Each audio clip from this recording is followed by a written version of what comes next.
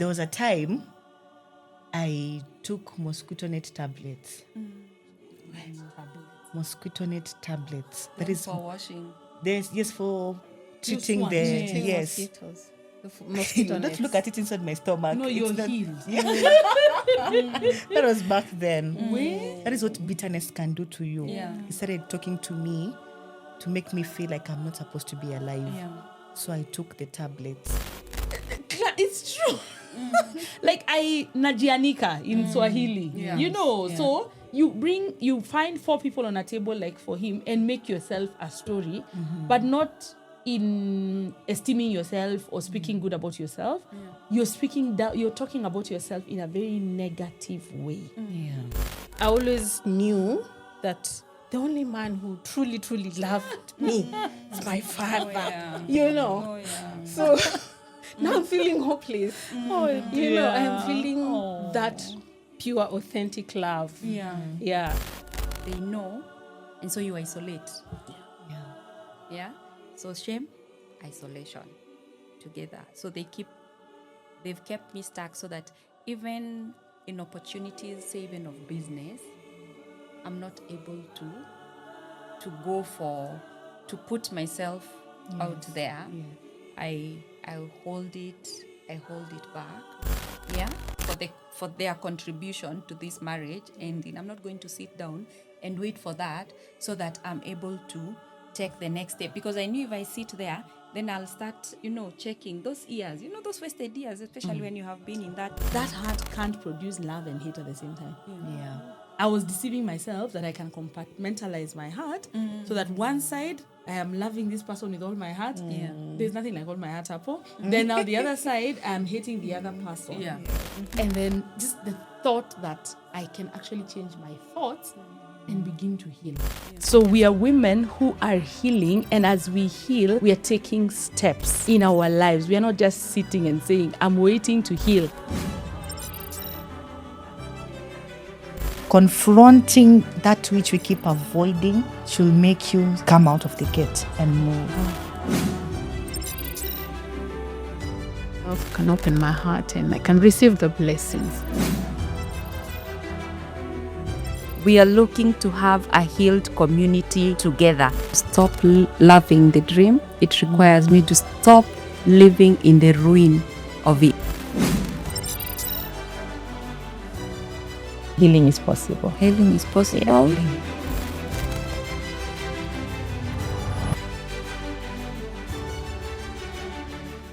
Hello, good to have you here. It's such a joy to know that you have been following this episode. And if you're new here, please just click the subscribe button, like this episode, and we are glad that you are here. My name is Clara Muyera, and I am delighted to be here. Hello, my name is Irene Dedi, and I'm a quarter of the For Him podcast. My name is Wamboi Angelica. You can call me Angie, and I am a quarter of the For Him podcast. Hi, my name is Neno Ndiema, and I'm a quarter of the For Him podcast. And together, We are the For For Him Him podcast. Amazing. So we have been on, and this is episode 11. Really? Ladies. Exactly. Well done. Well Yeah. done. So how have you been? How have you been, ladies? I've been well. I've been good. I'm trying to think, so I just don't say I've been good for the sake of answering. So I'm checking. I've been well. I've been happy. I've rested. Oh, you look rested. Yeah. And I'm glad to be back home with you guys. Yeah. What were my yolos? Oh, while we were away. Yeah, and I've been good too. I'm doing well. Amazing.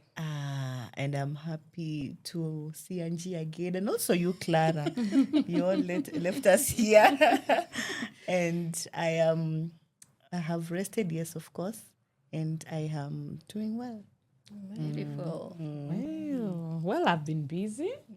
Ministry has been a bit heavy, in a good way. In a good way. So I feel like I'm okay. I'm enjoying the peace of God, but I am busy. I am busy, and I'm praying that busy is fruitful, not just busy. Yeah, like fruitful and fulfilling. Yes. That's what I'm experiencing and trusting God for more. Nice. I've been well. Thank God. And just kazi, work, work, adulting. And this is life, no? This is it. So welcome to episode 11. And today we want to tackle what we must leave behind. Or are there things that we are carrying that could be hindrances to us actually moving forward? We have said we are experiencing breakthrough. We are anticipating breakthroughs, like we are walking in hope and anticipation. But what are some of the things that you could think about that make people stuck? And you could give even your own examples if you have. So, Well, I think for me, yes. Glad you have volunteered to be us.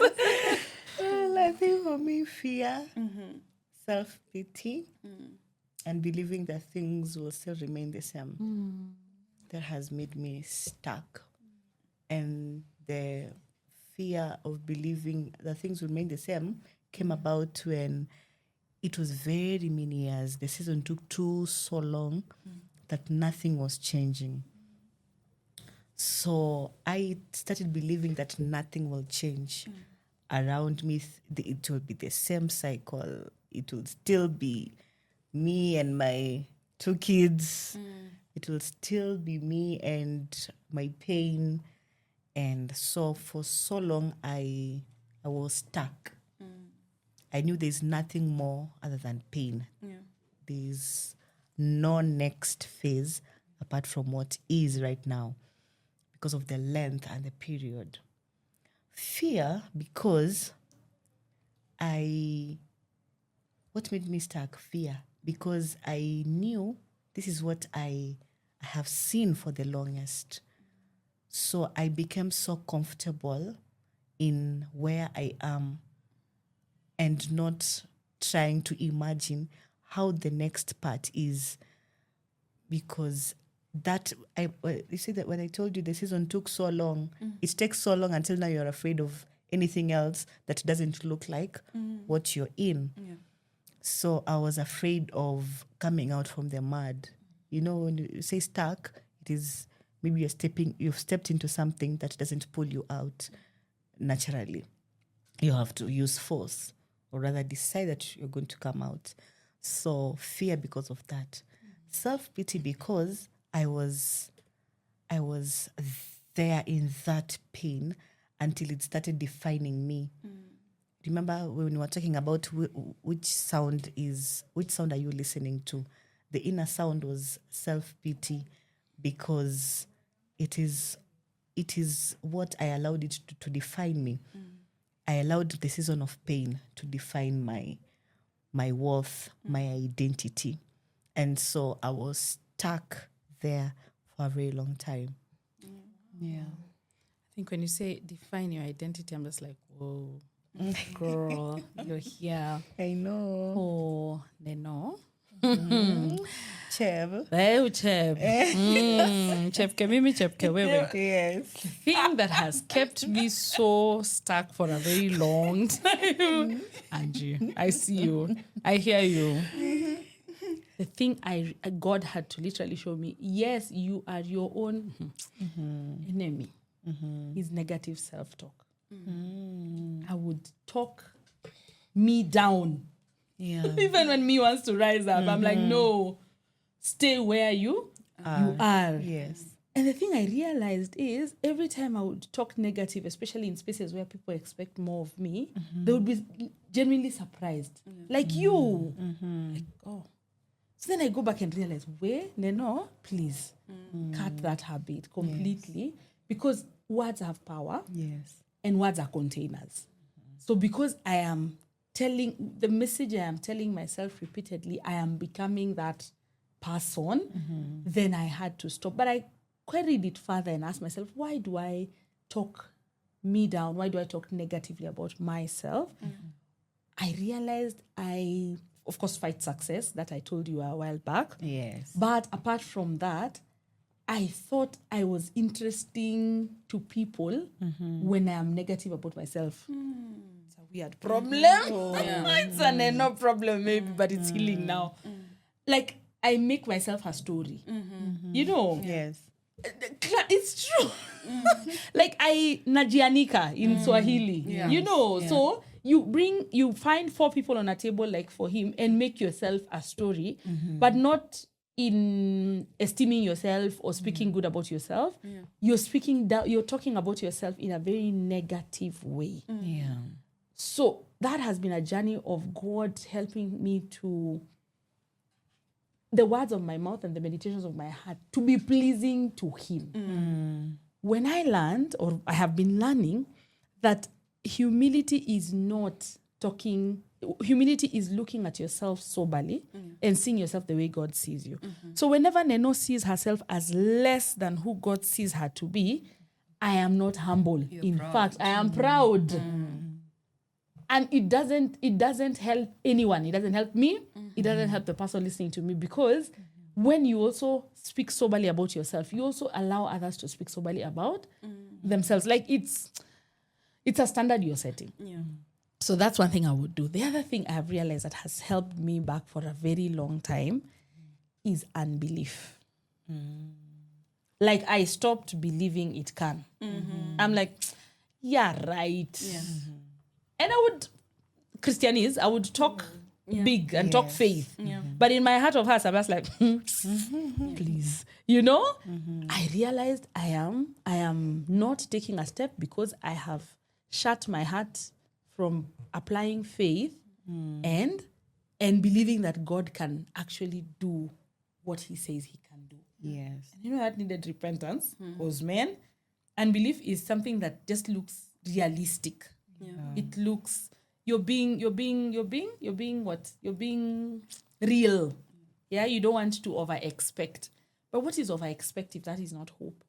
Hope is expectation. Yes. Yeah, it's an expectation of something you have never seen, you have never done. And if God wants to do it through you, why not? So unbelief and negative self-talk have been my chains, but they're breaking. Breaking. Amen. I would think, what has kept me stuck? Shame. You know, there's life circumstances make you feel ashamed. So even where nobody knows, you assume they know, and so you isolate. Yeah. So shame, isolation, together. So they've kept me stuck, so that even in opportunities, say even of business, I'm not able to go to put myself out there. I hold it back. Another thing would be overthinking. I don't look like I am an overthinker, but I overthink. Like I'll overthink, and then you remember that overthinking. that talking to myself. I can have a conversation of what I will say, what they will say, what I will say, what they will say. So this will be the conclusion. And so because of that, I don't go for it. Because I've already done the conversation. That overthinking has stopped me from, I think, doing. So sometimes I look back, I'm like, if here I didn't have to overthink and talk to myself, I wouldn't have walked myself out of this. I would have negotiated better. I would have taken the opportunity. I would have, even on relationships, somebody talks to you before you think you've already concluded and closed that chapter and you never and know. moved on because of that. So I'd say there's the shame and the overthinking, and then now the isolation. I mean, I don't look like I can isolate, but I am good at isolating and just being me, myself, and I. Wow. Yeah. Yeah. Interesting. So Thank you for not overthinking for him. I guess She overthought for him. I think the first time I kept overthinking until when we had, the meeting we had at Savelberg. there's a Savelberg, but the meeting we had at Capitol, Capital Center. that kinda, when you hear somebody say, I am here because God spoke that I should be here. Now I'm also at the point of knowing God doesn't speak twice. Okay, he speaks twice, but if he gives an instruction, it's either you take the instruction or you don't take it, and he'll still do what he wants to do, and you're left living with the, with that the was circumstances. good. So that overthinking, I think on that day, I overthought, but at that point, there was a point of, you know what? Get yourself. Well done. Yeah. that was liberating for Yeah. many of us, you know. Oh, yeah. For many of us, That that day was meeting. liberating. Yeah. All right, so, hey, And you? you guys sound good, all of you. Habits sound good. Other patterns. Patterns sound nice. Overthinking. Wait until you hear mine, then you will know yours sound better. So, what I'm hearing is you ladies are saying that healing is both receiving and releasing, and those things that you're mentioning. Yeah. And so for me, what has made me feel stuck has, not in this season, but in my healing journey, has been bitterness. Yeah, I had that.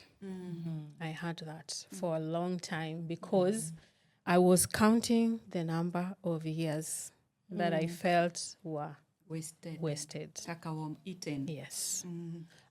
I would count them every other day, and I didn't know that was eating me every other time. And it was bruising my inner self until I began the healing, the journey of healing. Then I realized I am gonna remain stuck here if I do not accept that this is what it is right now and begin to move out of there. So letting go of bitterness for me has been a journey. And it's not like something you will see. It's something that is happening inside of me. So I'll not be bitter and show it to you. It's a happening inside of me that makes me begin to think about things and regret, you know. So why am I regretting, you know? These things are past us. In this season, I am a bit feeling stuck in hopelessness. And it's a prayer and a journey that I'm trusting God for.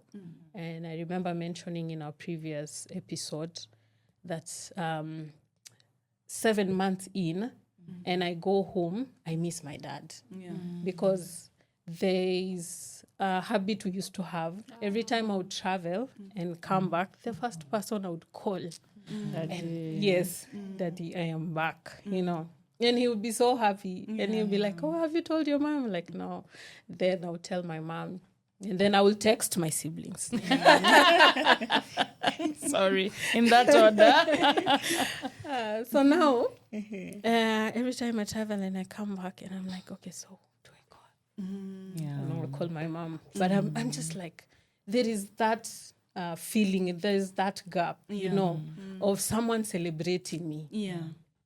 The other angle to it is a bit skewed, but it's something that has been playing in my mind. I always knew that the only man who truly, truly loved me is my father, you know. So now I'm feeling hopeless. You know, I'm feeling that pure, authentic love. And it's one of those things I'm telling God, I need to move from here. I need to let go of that and begin to move into a season where I am now looking at the beautiful memories we had and not feeling hopeless now, but looking into the beautiful things we did together, the years we had together. So that is my journey right now. And I hear you ladies, and Clara, just to add, I think on the part of counting years, that thing can be crippling. Yes. Honestly Oh, speaking, yes. even for me with my education journey, the counting years from the time when I failed my exams and then I didn't do anything, like I didn't study anything, I thought now I'm done. Counting those years can really, for me, they were quite crippling, and I had to stop myself and say, it doesn't matter whether you'll be 40 or 50, do what you want to do in your education. Go back to school and study. Because now when you count, the more you count, the more you feel bad that you're not achieving that thing that you, so it can bring the bitterness. Yeah. I totally resonate Bitterness. with that. And for me, the question is, can we heal while holding on to bitterness and all the other things we've talked about? Shame, unbelief, fear, identity crisis, what was the other one? Overthinking, Isolation. So isolation. So can we heal, while holding on to, let's focus on bitterness. Bitterness, I think for me, from my experience, bitterness prevents healing. Yes, I told myself like that, because you see the way you were saying you were counting your years, all those years, and it made you bitter. Now my unbelief that nothing will change was because of the prolonged season of doubt, pain, sorrow, frustration, and it grew bitterness inside of me. I was so bitter with myself. I was asking myself, why then am I alive if this is not changing? Then it means I shouldn't be. Bitterness made me feel like life needs to stop now because it's taking too long. Bitterness made me feel like God doesn't love me. It's a lie. That's true. That's not true. That's not true. But it begins to talk to you. Like, you know what? Even God doesn't love you. If God loves you, he would have taken out of this situation. If God loved you, he wouldn't cause this situation to happen. If God loves you, he would have provided 1, 2, 3. So because of that, I even started resenting God. For a very long time, I started resenting him because he says he is good. How is he good? He says he will never leave you, Not forsake. not forsake you. I feel forsaken. I feel left. Like he left our WhatsApp group. Blue ticked and left. Without him even meeting. The graphics He are still there. archived it. Yes, he archived the entire conversation and forgot. You see? So I felt God wasn't there for me. It's like he left and left. So for very many years, that bitterness started talking to me like, you know what? Choose something else to be believing in. I think this faith journey is not bringing any peace, is not bringing any joy. So because of that, I felt then I don't have to live, because if I'm going to live for pain, then I don't want to live. Let me tell you a story. There was a time I took mosquito net tablets. Mosquito net tablets. That is for washing. for treating swans. the Treating yes. mosquitoes. Mosquito Don't nets. look at it inside my stomach. No, It's you're not- healed. That was back then. Where? That is what bitterness can do to you. Yeah. It started talking to me to make me feel like I'm not supposed to be alive. Yeah. So I took the tablets, crushed them because they are big in size and kidogo. So I crushed them, put them in a cup, took water, and swallowed the entire thing. And I stood there. I was waiting. I'm waiting for a reaction. I'm waiting to feel like I'm dying. How do people feel? Do they start removing foam first? Ivy. So after that, I went and slept. And then the melancholic in me likes perfection. So I said, I'm going to sleep facing upwards, very straight. So And that whoever gets you perfect. gets me very perfect. You just have to pick me Perfectly and dead. take me. Yeah. Let me tell you. Do you know I even, forgot the posture I was in, and even got comfortable in the bed and turned the position, turned again, and I woke up very early in the morning.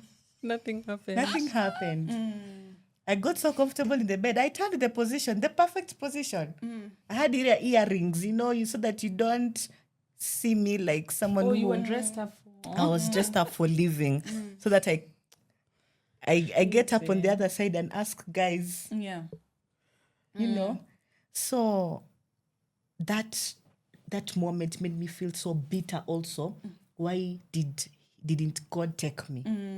I hear he takes and he gives. Now I want him to take me. But he had decided to give you Yes, another chance. Another chance That you didn't ask. that I didn't ask for. I gave him specific instructions. Tomorrow morning, I am not supposed to be here. Yeah. So you remember I told you the story of deadlines. I am the one the kind of person that gave God deadlines. Yes. Tomorrow morning, I'm out. Tomorrow morning, the next 10 minutes, I want this. Because I was fed up, I was in bitterness, had taken over me until I lost patience with anything. So now I'm angry at God because he has not taken me. And I woke up at 5 a.m. in the morning. The dog was barking so loudly. I think the neighbor had come to knock. He wanted assistance with something. Then I'm like, God, so your joy is to keep me here in this pain. What is it? I did not understand why I am still alive. Yeah. Bitterness took me there.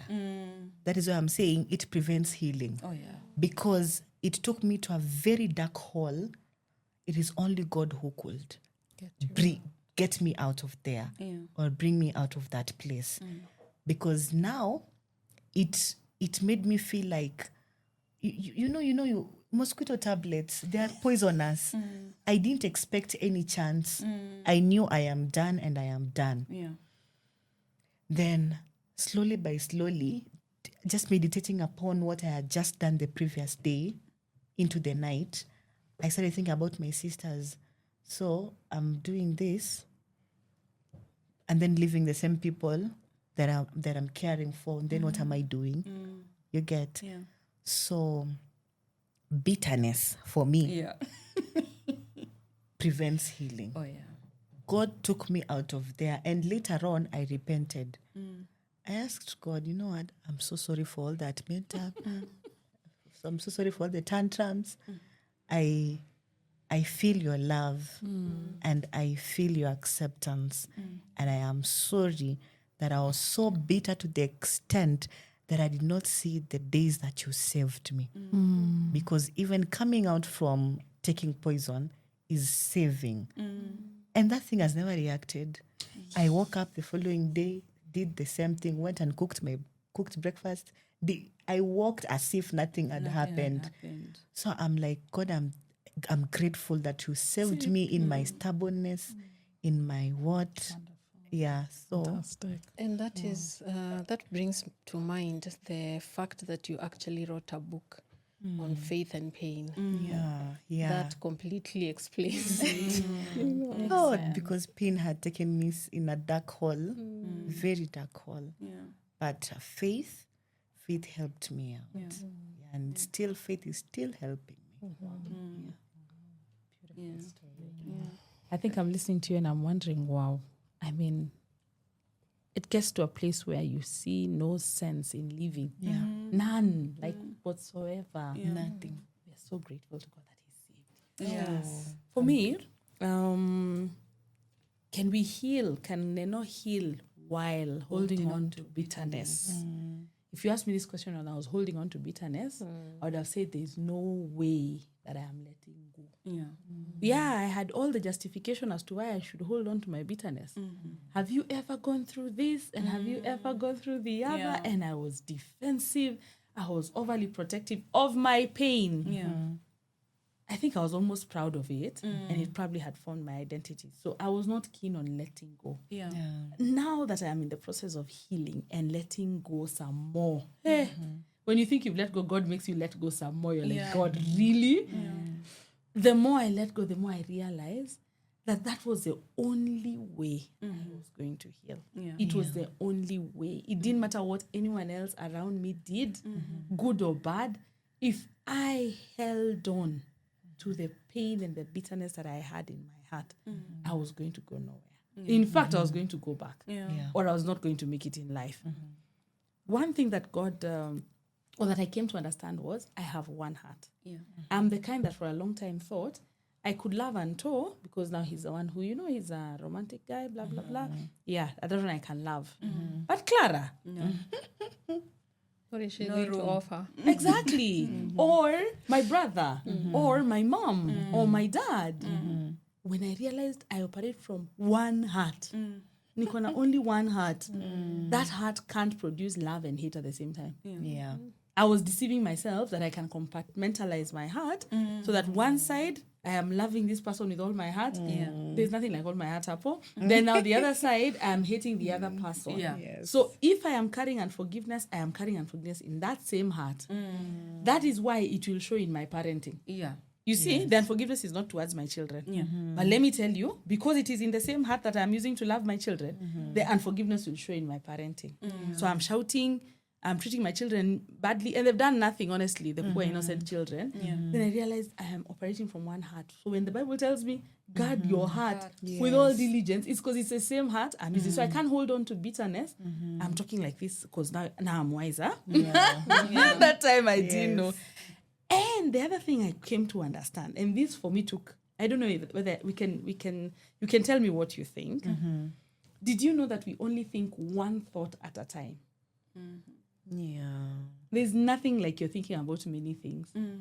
You're always processing one thought at a time. It may be in quick succession, but you're always processing one thought at a time. So when I dwell on bitterness, it's the only thing I am thinking about. Yes. Like it's a predominant thought.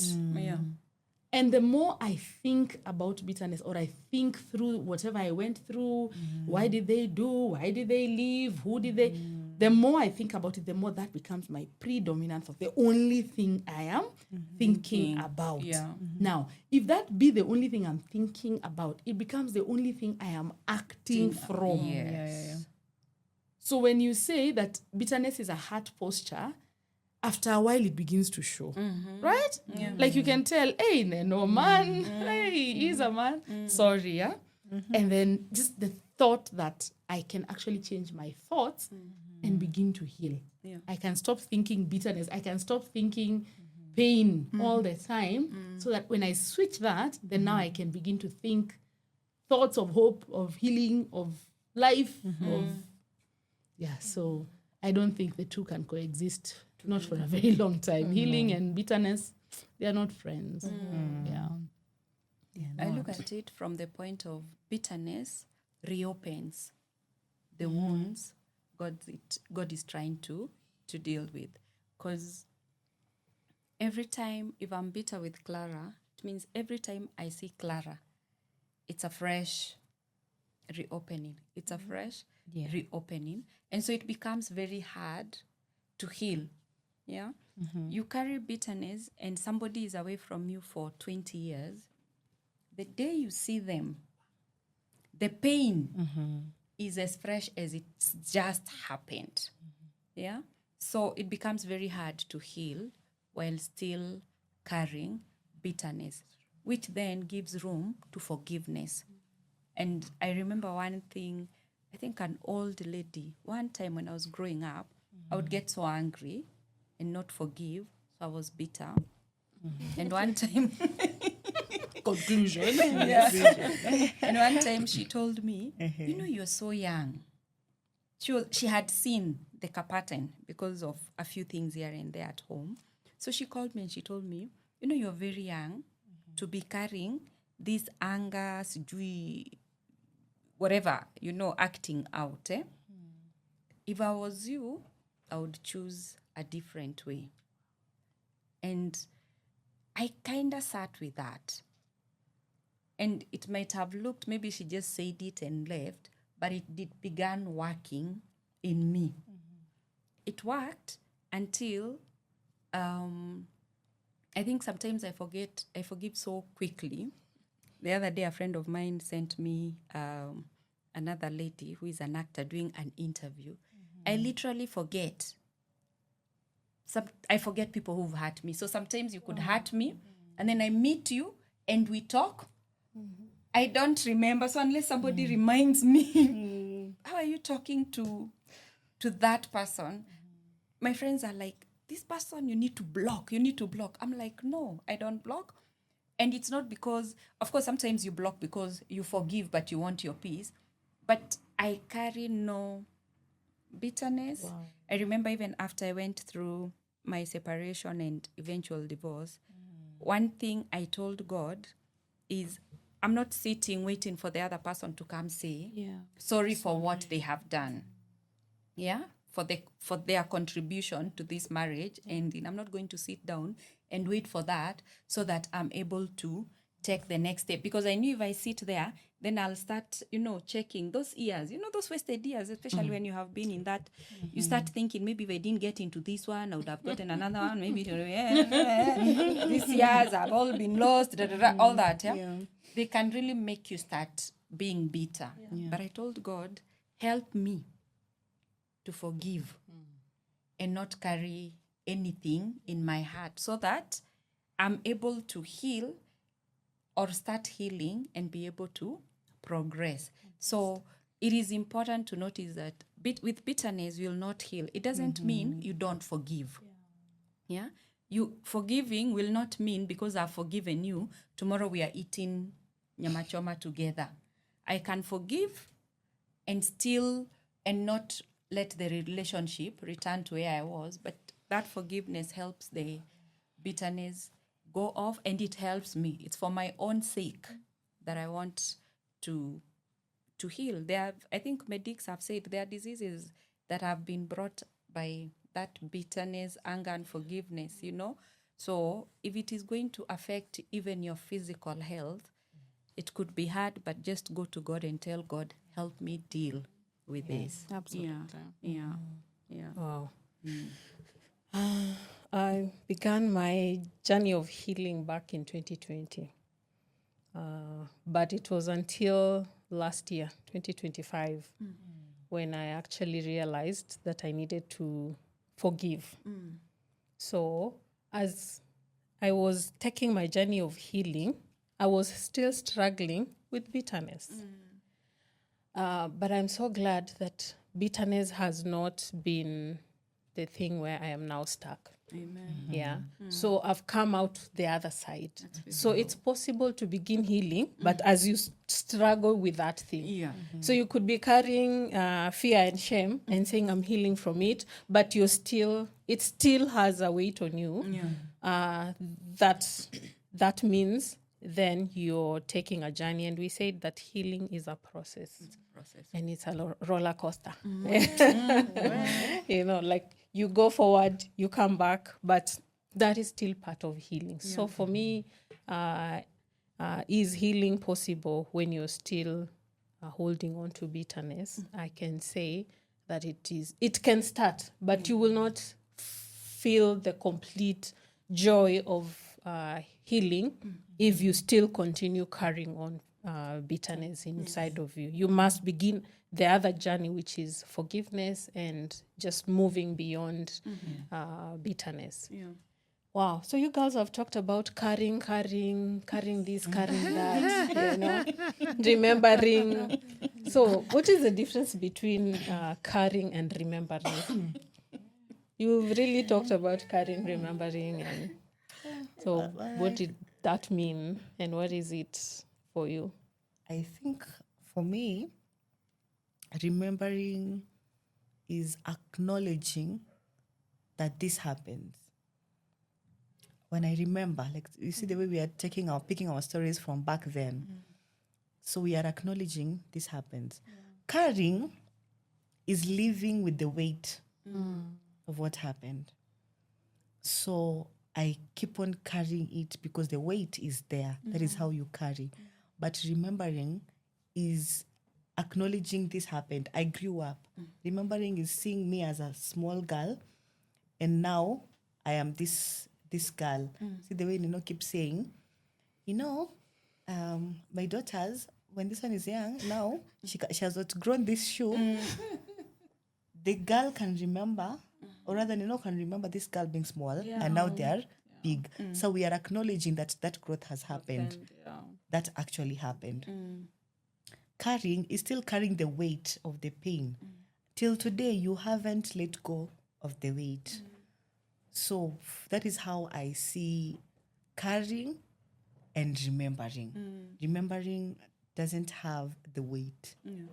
But carrying, of course, the word carry itself means that there's some weight that has happened. Something has been picked from the ground. Yes. I say when I remember, is as you've said, I'm acknowledging this happened. Yeah. When I'm carrying, I'm allowing it to determine how I live. Yeah. So I told you I had a baby and I had a scar. So I have a scar, Yes. the one that is like this. The straight and line. sometimes you can see where the stitches were. Yeah. So, so every time I see that stitch, I remember there was a baby. At some point, I carried it. So it determined some of the decisions I was making. Yes. Yeah, it was kinda determining the decisions that I'm making. But that when that ended, now when I look, I see this happened, but it doesn't determine how I live my life, how I, those kind of things. It doesn't determine Yes. that part of my life. And I think it's important to remember, because when you don't remember, sometimes the same heart could hurt you again. If I don't remember there is a hole here, I'll keep falling into that hole because I'm not remembering. But now carrying is making, it's like everywhere you go, you have to step carefully, even where you're supposed to be comfortable. So your whole life is not comfortable because you think there are holes everywhere. So I would say that's the difference. You can remember, but carrying weighs you down. It's a load. You're carrying something that is weighing you down. Yeah, because carrying can make you define your season depending on what you're carrying inside. Like you see, the way I had said, I was defining myself as the loner because I was alone. I was carrying that weight. Yeah. Because now I allowed it to define who I am. I am a loner. I am alone. And now, but remembering will not make you define yourself as what happened, but it will make you just remember that this happened. Now let's see what's on the table now. Yeah. Clara likes to refer to the story of the lepers. And the interesting part is every time you look at the lepers, you realize that I don't think, okay, I'm imagining, this is me adding to scripture, but not quite, just extrapolating a thought. Once they were carrying the things out of the city, were they carrying saying, "Hi, I'm the leper who was at the gate"? Like were they still holding on to the identity that they had, the person that the people knew?